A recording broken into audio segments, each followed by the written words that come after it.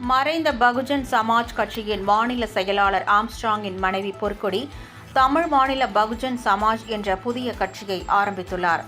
பகுஜன் சமாஜ் கட்சியின் மாநில செயலாளராக இருந்த ஆம்ஸ்ட்ராங் கடந்த ஆண்டு கொலை செய்யப்பட்டார்.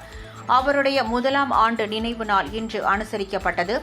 இதையொட்டி ஆம்ஸ்ட்ராங் மனைவி பொற்கொடி தலைமையில் அமைதி பேரணி காலையில் நடந்தது. போத்தூர் கிராமத்தில் உள்ள வள்ளலார் கோவிலில் இருந்து நினைவிடம் வரை ஊர்வலம் நடந்தது. இதில் சுப்ரீம் கோர்ட் நீதிபதியின் தாயார் கமலா கவாய் மற்றும் புத்த பிட்சுக்கள் கலந்து கொண்டனர். அதனைத் தொடர்ந்து ஆம்ஸ்ட்ராங் சிலை திறப்பு விழா நடைபெற்று நினைவேந்தல் மலர் வெளியிடப்பட்டது. இந்நிலையில் ஆம்ஸ்ட்ராங் மனைவி பொற்கொடி தமிழ் மாநில பகுஜன் சமாஜ் என்ற புதிய கட்சியை அறிவித்தார். கட்சி பெயர் கொடியை அறிமுகம் செய்த பொற்கொடி 32 அடி உயர கம்பத்தில் கொடியேற்றினார்.